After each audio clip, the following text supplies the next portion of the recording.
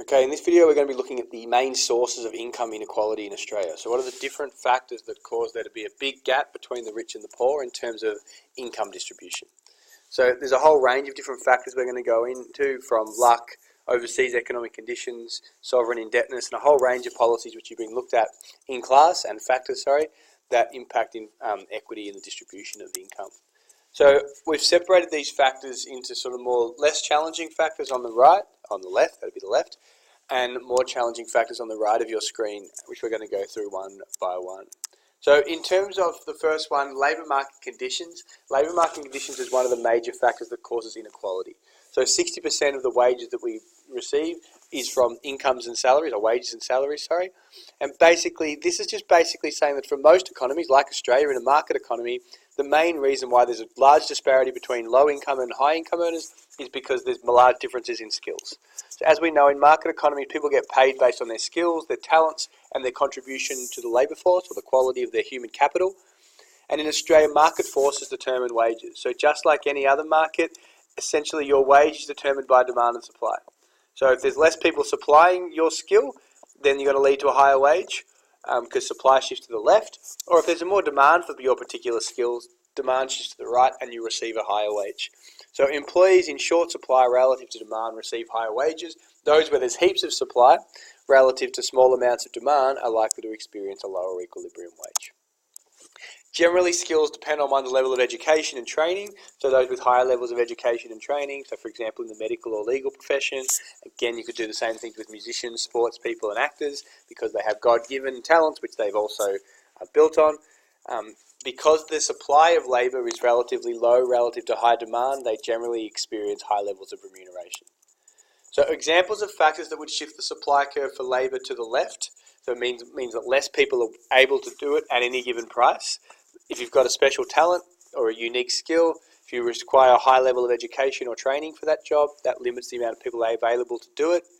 Low likelihood of success, substantial job experience, unattractive working conditions is a good example. So even if the job doesn't require a lot of skills, if it's an unattractive profession, so for example, I'd use the examples of train drivers and the fact that because of potential suicides on train lines, less people want to do it. That makes the job more unattractive, and that can lead to higher wages. It can also be the case if you have experienced longer hours or dangerous or unpleasant environments. All these factors make it less pleasant to work in those industries and therefore lead to higher wages because of a lack of supply. It's also factors impacting demand, so things like fashion and tastes. If something comes into fashion, the demand for products goes up and therefore the demand for labour, or particular skills might come into fashion.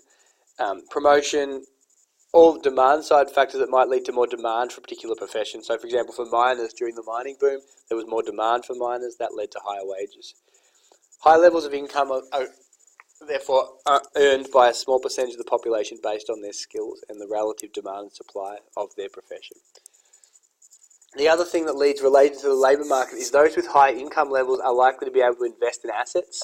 They're able to buy houses, buy shares, buy properties, and that from those other assets they also receive additional income. So you can receive additional income from capital gains on houses, from rent, from properties, from dividends, from shares, and that leads to a bigger or more unequal distribution of income as well. So the ownership of factors of production, the ability to own land, to have rent, to have shares, is a big impact on wealth inequality and income inequality in Australia as well. Low income earners are forced to use all of their income to meet their basic needs and often find it hard to save and invest, and that's why they have less than 1% of the wealth, because they don't have the ability to accumulate wealth and save, because they have to spend a high proportion of their income. So again, if you're looking at supply and demand, if you look at the green line, that's the supply of cleaners relative to lawyers. Because there's such a high level of supply relative to the lawyers, they receive a much lower wage, whereas the demand is slightly higher for lawyers than for cleaners. So that forces of demand and supply lead to a higher weekly wage. Other factors, unequal ownership of factors of production sort of goes hand in hand with the labour market. So those that own big houses, shares, properties, etc., are likely to experience large amounts of income from those in terms of rent and dividends and other forms of unearned income. Unemployment's a major factor that causes inequality. So some people that are unemployed for one of these 5 reasons, so frictional unemployment, between jobs, voluntarily leaving, being replaced by capital, hard cores like personal characteristics. So, for example, if you've got a criminal record or some sort of undesirable physical trait, that can lead to hardcore unemployment. Cyclical unemployment is due to a lack of demand, so you don't lose your job because people aren't buying your products. And seasonal unemployment is caused by particular seasons.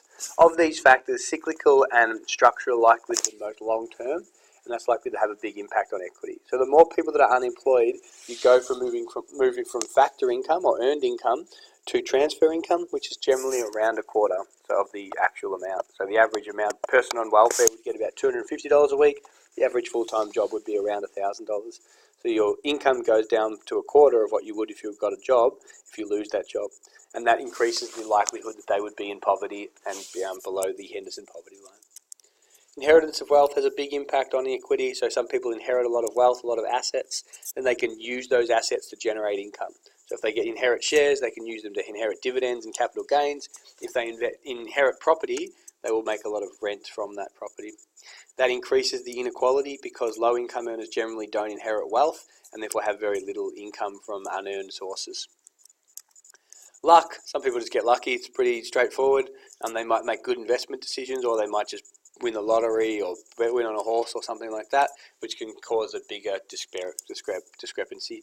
We're talking about a very select group of people here, very small proportion of wealthy households got that way because of luck. Sovereign indebtedness. So sovereign indebtedness is a bit of a trickier one. That's relating to some countries owe other countries a lot of money. So sovereign indebtedness means the level of government debt to other countries. So, for example, in some countries, the government runs consistent budget deficits, including Australia, where they spend more than they earn in a given year. They have to borrow from other countries to fund that shortfall of cash. And the reason why that can lead to inequality is that a lot of the money that has to be spent towards interest on that debt and leaves less money for providing essential services to improve, for example, social wage income. So there might be less concession cards, less public housing. They also may have less welfare, which might hurt gross income. And not be able to provide education and training, which can flow on and hurt market income as well. So being in debt can flow on to all the different types of income because it hurts in terms of gross income because there's less welfare, can reduce the quality of education, which can reduce market incomes for the low income earners, and it can also make it harder to provide indirect benefits, which can affect social wage income. So when governments have not enough revenue relative to their expenditure, they run a budget deficit. The government will have to then pay back all their repayments. Often other countries will put what we call austerity measures on them, so where they're forced to cut welfare or forced to raise taxes or forced to cut spending on education, and that could really hurt the economy as well and cause more poverty. So the build-up of debt means you have to pay it back, which gives you less money to provide on essential services, and they may also be forced by other countries that they owe money to pay back that debt as well, which can make them implement austerity measures, which makes it harder for them to provide services for low-income earners. It can also, you'll hear the word peaks. Peaks refers to the European nations, Portugal, Italy, Ireland, Greece and Spain, and how they're in such a high level of debt and how that's impacted their living standards. Talk about the other factors in the next video.